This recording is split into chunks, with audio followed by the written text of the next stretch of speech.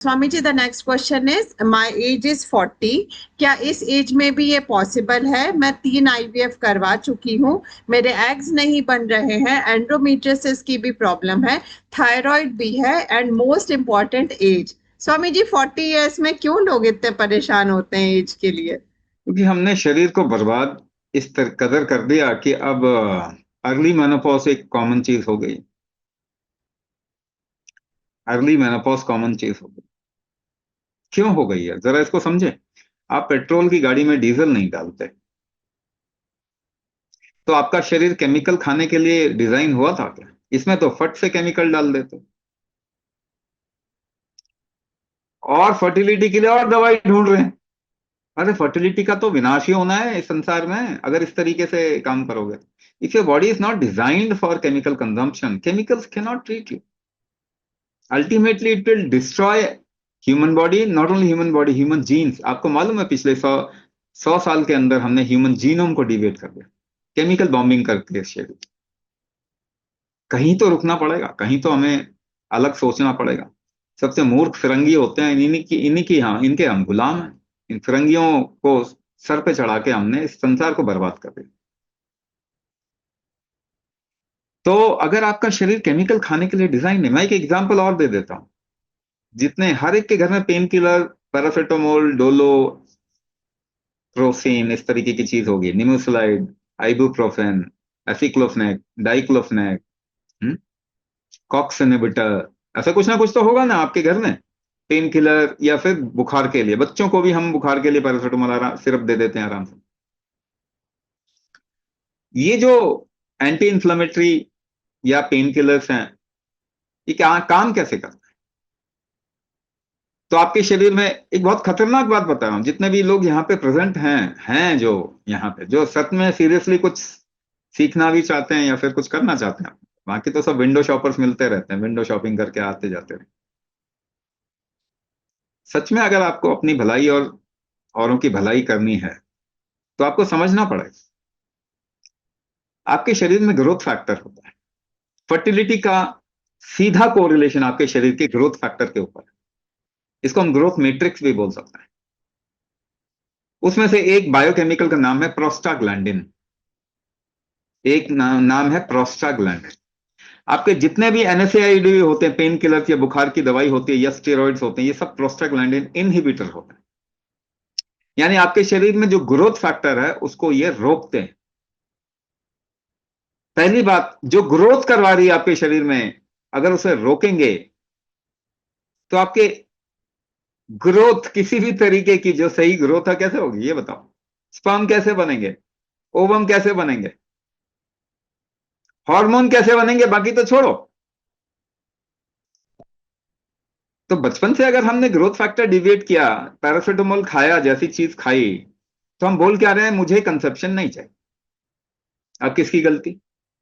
क्योंकि वो कंसेप्शन से रोकेगा, मेंस्ट्रुअल साइकिल को बिगाड़ेगा, डिलीवरी को मुश्किल बनाएगा। तो आज 10 में से 6 डिलीवरीज सी सेक्शन डिलीवरीज हो रही, सिजेरियन हो रहा ना, हॉस्पिटल में जाके देख लो। अब कोरिलेट करो, क्योंकि हम पैरासिटामोल खा रहे हैं, दर्द की दवाइयां खा रहे हैं। अगर आपके शरीर में हार्मोन ही नहीं बनने वाले, तो अर्ली मेनोपॉज तो आएगा ही आएगा। तो आजकल, आज से 20 साल पहले पॉपुलेशन में अर्ली मेनोपॉज, आज के टाइम पे अर्ली मेनोपॉज कंपेयर करो, 100% से भी ज्यादा बढ़ गया हो। मेरे ख्याल से तो 1000% बढ़ गया। कहां जा रहे हैं? ग्रोथ फैक्टर को अगर आप खराब करेंगे, कैंसर क्या होता है आपको मालूम है? आपने सुन लिया होगा आसपास में कई लोगों को, जो कि 10 साल पहले बहुत कम कैंसर के केसेस होते हैं, आज देखो कितने कैंसर के केसेस। कैंसर का मतलब होता है ग्रोथ का डिविएशन, खराब हो जाना। तो सभी जा रहे हैं ना कैंसर की तरफ में, 10 साल में एपिडेमिक हो जाएगा। इतना ज्ञान लेके क्या जाओगे, दुनिया बर्बाद करने वाला। इतना ज्ञान कहां ले जाएगा? कम से कम अब बच्चों की तो फिक्र करनी चाहिए हमें। कम से कम बच्चों की तो फिक्र करनी चाहिए। हाँ, हमारे यहाँ पे 53 साल की लेडी ने भी कंसीव किया था, 53 ईयर्स। 45 के ऊपर तो हमारे बहुत सारे मिल जाएंगे। 40 के ऊपर कंसेप्शन के बारे में सोचने का मतलब अलार्मिंग हो जाती है ये बात। क्या जो फर्टिलिटी पे काम करने वाले लोग हैं, जो जिम्मेदार लोग हैं,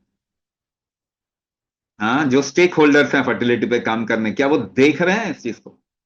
क्या वो जिम्मेदारी ले रहे हैं?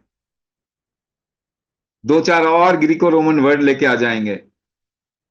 ये केराटो अजोस्पर्मिया तो मैंने पहली बार ही सुना।